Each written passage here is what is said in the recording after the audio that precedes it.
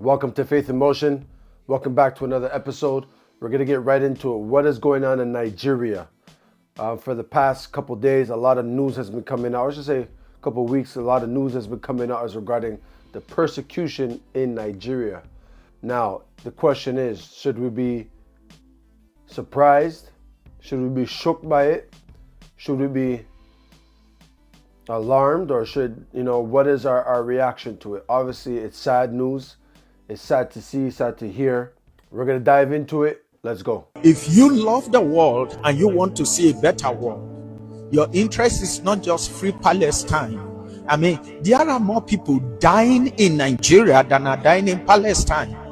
I can tell you that last year alone, over 500,000 Christians were killed in Nigeria just in 1 year. And nobody's protesting. The activists are not saying anything. For me, that's hypocrisy.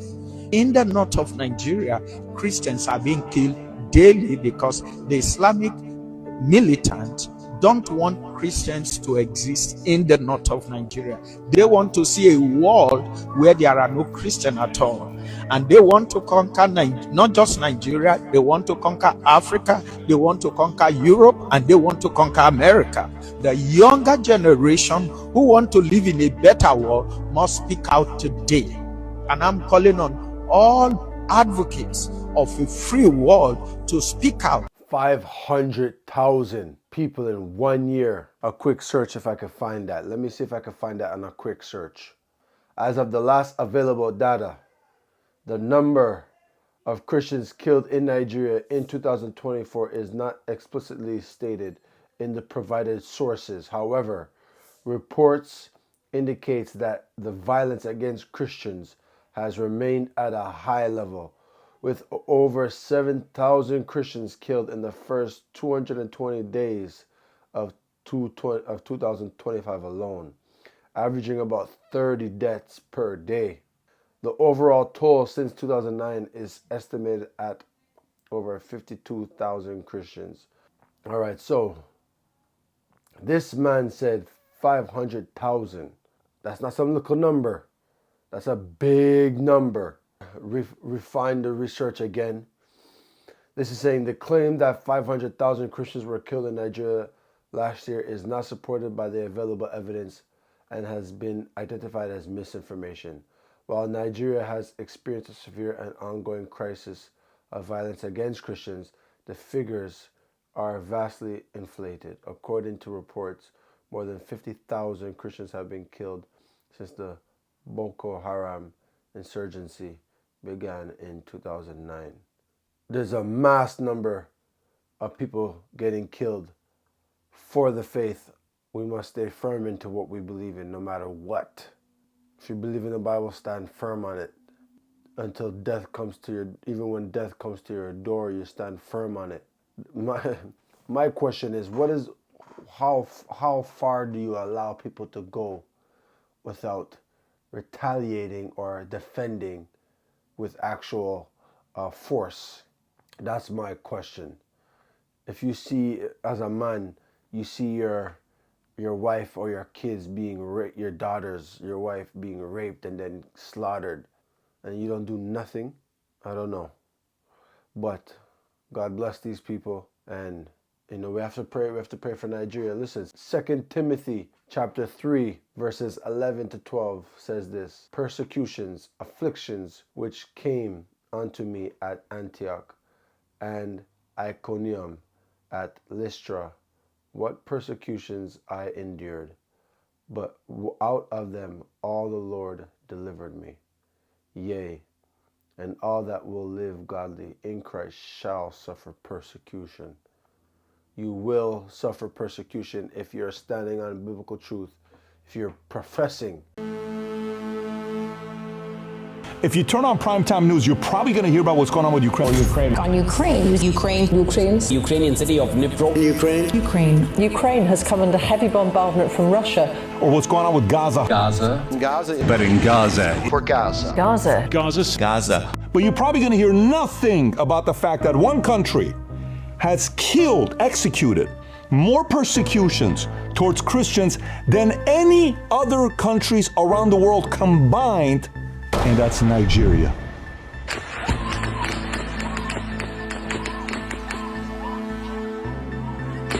But that in itself should let people know that that mass media is controlled. They give you what you want until they're ready to give you whatever's next that they want to give you and put into your face to drive the masses and to drive society into a certain way. So if you're not getting certain news coverages, it's an eye-opener to know what they deem as important, what they see is worthy to be shown. You can't trust TV no more and whatever they're showing. You can't trust none of that stuff. You have to go do your research, or when you hear something, go look it up yourself, because they won't show these things.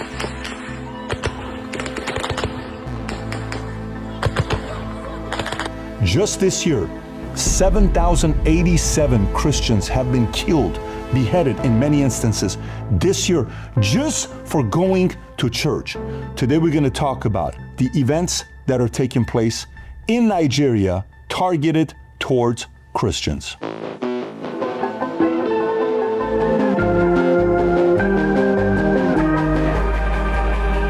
If you get value out of this video, give it a thumbs up and subscribe to the channel. Let's get right into it. So watch this. If you're watching this, and we know mainstream media is not going to be talking about this a lot with other people, you want to get more exposure to it, share with other people. Let me tell you why. Since 2009 till today, 125,000 Christians have been killed in Nigeria, according to the International Society for Civil Liberties and Rule of Law. By the way, when you're looking at the surge, 7,087 just this year in the first 220 days. That's 35 a day. 7,800 abducted. They disappeared. Can't find them anymore. 19,100 churches have been destroyed. Imagine you going to church. Imagine on Sunday, you just don't take your kids to church. All you want to do is go pray, maybe, sing a little bit, worship music, listen to the pastor, the preacher, what they have to say, the priest. 19,100 churches have been destroyed. By the way, 10,000 schools have been destroyed that are teaching Christian theology to kids, certain values that they have. And in Nigeria, specific areas, they're being targeted. Now, who is doing the targeting to these Christian communities, these Catholic churches?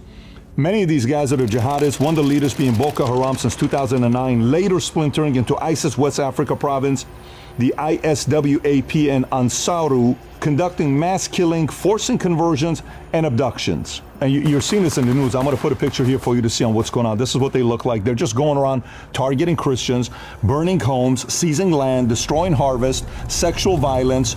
And the way they're going about doing it is they're going at night when you're asleep, night assaults on villages, church seizures and burnings, mass kidnapping, land grab, creating no-go zones for Christian natives. And families are sitting there saying, what do I do? I just want to go to church. I can't. You saw service with everything that's going on. I mean, we get the challenge with our faith a lot of times. How strong is our faith? Is our faith as strong as this guy? They're still in church. They're still there praying. They're still singing to worship music, even though all this stuff's going on. You hear guys talking about, they killed my family. What he said right there is the question.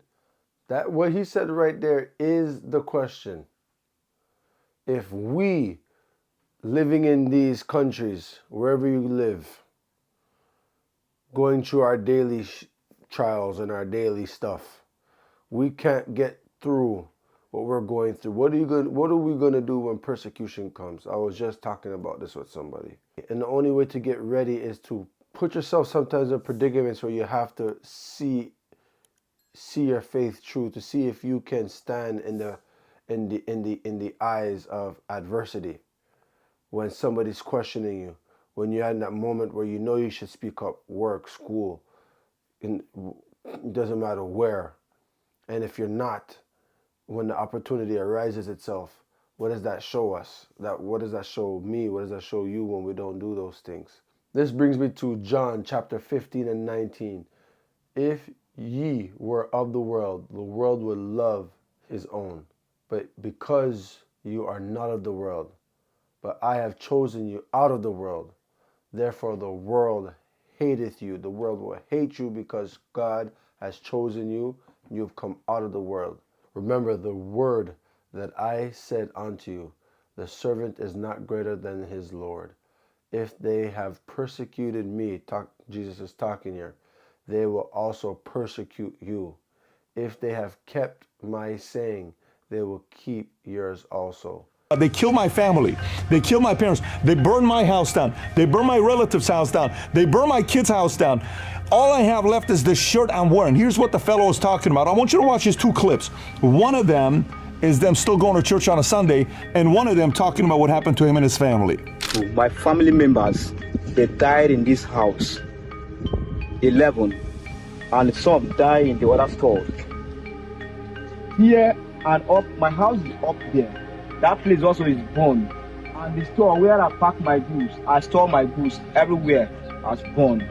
They burned my clothes, they burned everything, they burned our food, all my family members, what we kept out with is our food.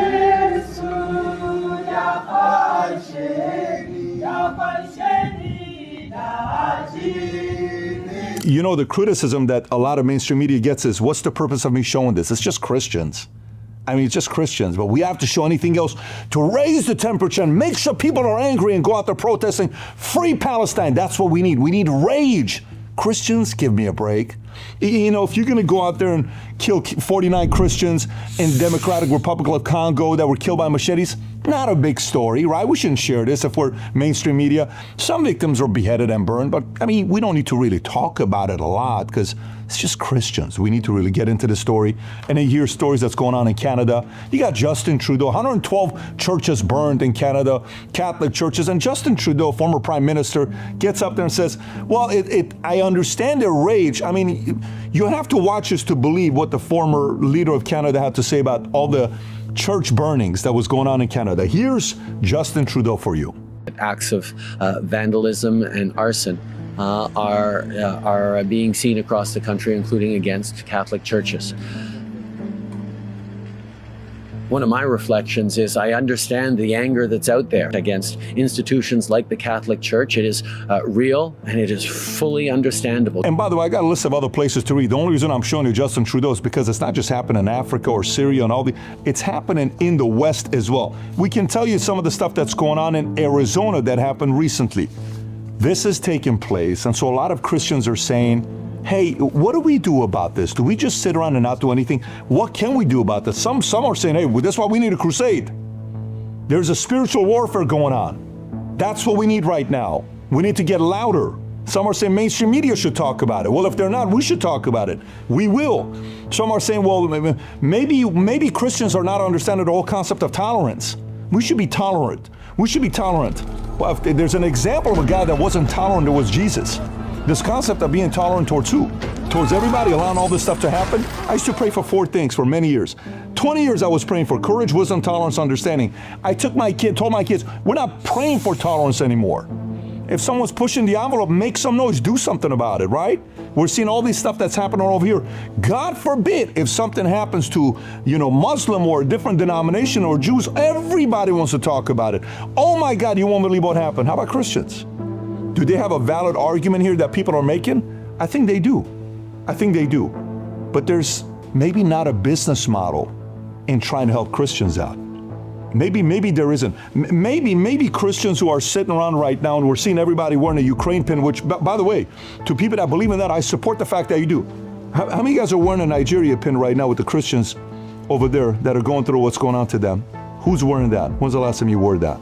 Are you really sporting it? Maybe you're a Christian yourself. Are you? I don't know. All I'm saying is, it's unfortunate that mainstream media that's not talking about these types of stories. We definitely will. When you're sitting out looking at the countries with the most Christians in it, at the top is U.S., then you have Brazil, then Mexico, then Nigeria is at the 4th place with most Christians. You think some people like them being there? Maybe not. We're seeing what's going on with UK.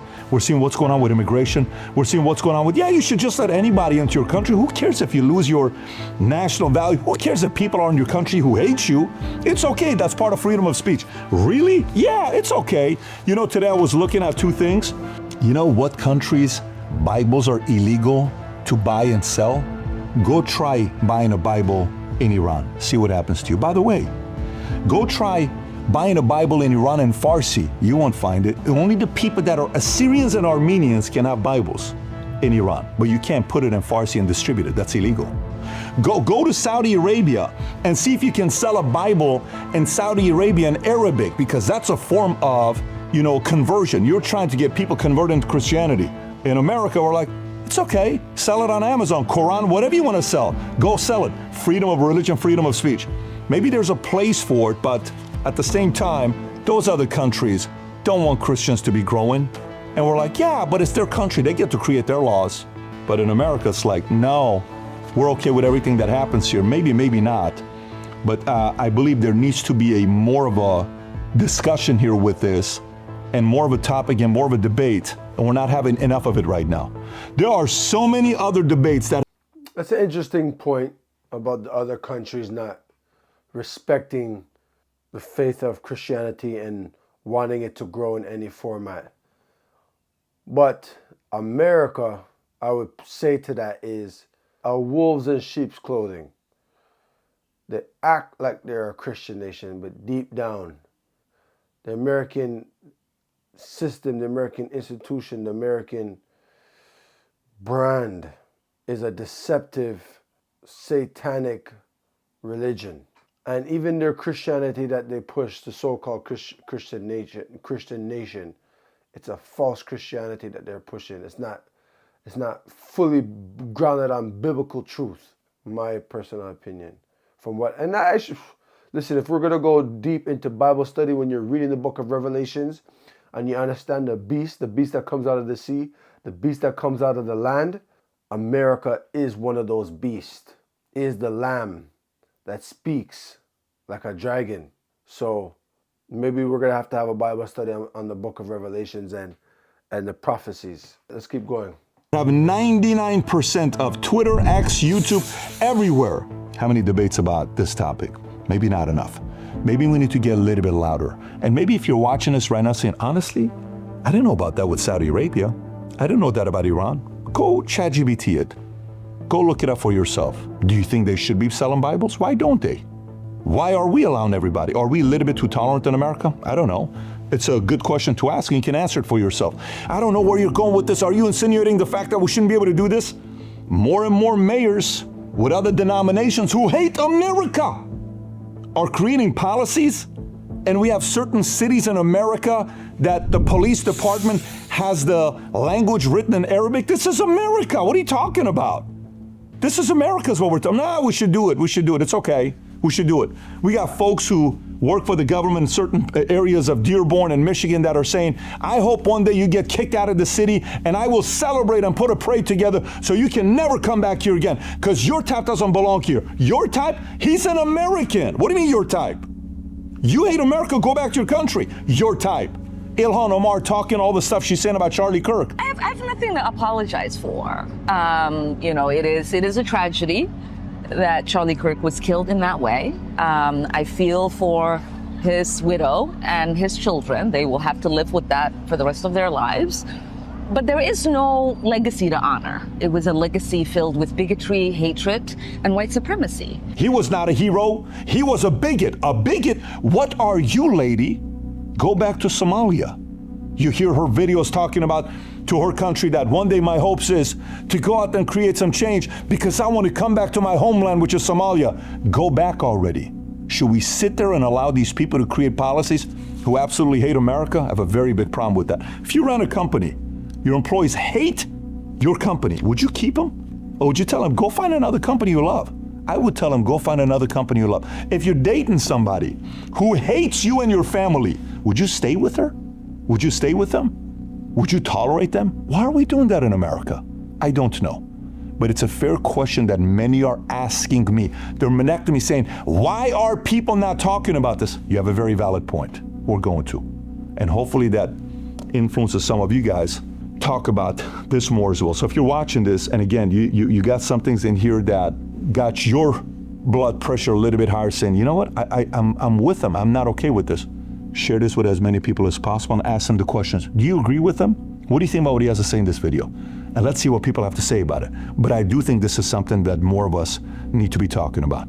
If you got value out of this video, give it a thumbs up and subscribe to the channel. And if you're wondering how interested I am and am in wanting to see if there's a way that we can coexist with Muslims and Christians, I did a religion roundtable. I brought 2 Muslims on this side, 2 Christians on this side, and we had a conversation. You watch this and you tell me if the Western ideology matches with some of the other ones. And that question, whether or not we can live side by side, different faiths, the political answer is yes, we could. But the real deep down answer, when you really go deep, it is no. You know, when Christ came, he said, I never really come for peace, you know. I come for war. I came for war. He's talking about spiritual war. Or he said, I will make a household where the father will go against the sons will go against the fathers, and the daughters against the mothers, and the mothers against the... Jesus was talking about spiritual warfare, where what I believe in won't connect with what you believe in, so automatically create a difference. Because Christ is the only way. He's the way, the truth, and the life. And therefore, because he's the only way, the only truth, and the only life, there is no possible way for you to be in harmony, full on 100% harmony with other faiths that will look upon yours and see it as false, and vice versa. And so, because Jesus Christ is the creator of the universe and creator of this world, we stand on that. And this is why the persecution is going to come, because we are claiming something that they are not claiming. They're claiming universal love, universal religion, one world religion, all of these things. And so, can that really happen? Not too sure. Don't think so. Matches with some of the other ones, and what the vision of both is. You be the judge of it. Live conversation with two folks from two opposite sides. It got heated. It was actually very revealing, and I respect the fact that all four of them agreed to do it. So if you've never seen it, click here to watch it. With that being said, take care, everybody. Bye-bye, bye-bye. What's going to happen in the end times, as the end times are ramping up, as we see Lucifer, who knows he has but a short time, he is going to start ramping up, and we need to have faith in what we believe. Matthew chapter 10, verses 16 to 18 says, Behold, I send you forth as sheep in the midst of wolves. But ye therefore wise as serpents, and harmless as doves. Mercy. Be ye therefore wise as serpents, and harmless as doves. But beware of men, for they will deliver you up. And I'm not going to lie to you. That verse is hard to take in too, you know. I have to allow the Spirit to lead. Because when I hear that, it sounds as if retaliate in any way. As he was saying that, no, we have to stand up. We should stand up. Christ is not saying not to stand up, because Christ wasn't some nice guy. He was kind, but he wasn't nice. There wasn't no pushover. He wasn't none of that. But it's the way you conduct yourself. Verses 17. But be aware of men, for they will deliver you up to the councils, and they will scourge you in their synagogues. And ye shall be brought before governors and kings for my sake, for a testimony against them and the Gentiles.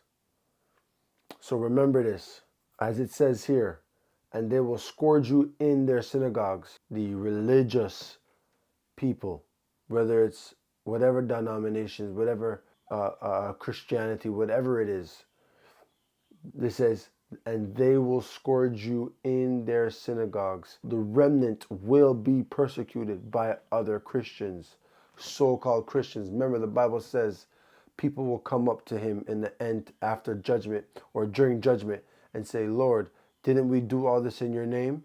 And Christ will say, move from me, ye who practice lawlessness and iniquity. And also it says, and ye shall be brought before governors and kings.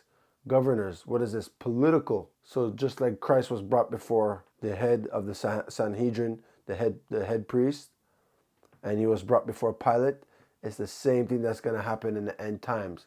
Church and state coming together to persecute who? The real church. People have to really study and understand. All right, as we see this kind of this global discussion or in global rise of so-called the false Jesus Christ surge out there. A lot of people think they can serve Christ and still do what they want, not keeping all of the commandments, grace alone. Moving forward, we need to pray for the Christians in Nigeria. We need to pray for Christians worldwide. We need to make sure we are ready for persecution to come. Coming to a city near you. It will come. It's soon coming. And we must pray. And as always, keep your faith in motion.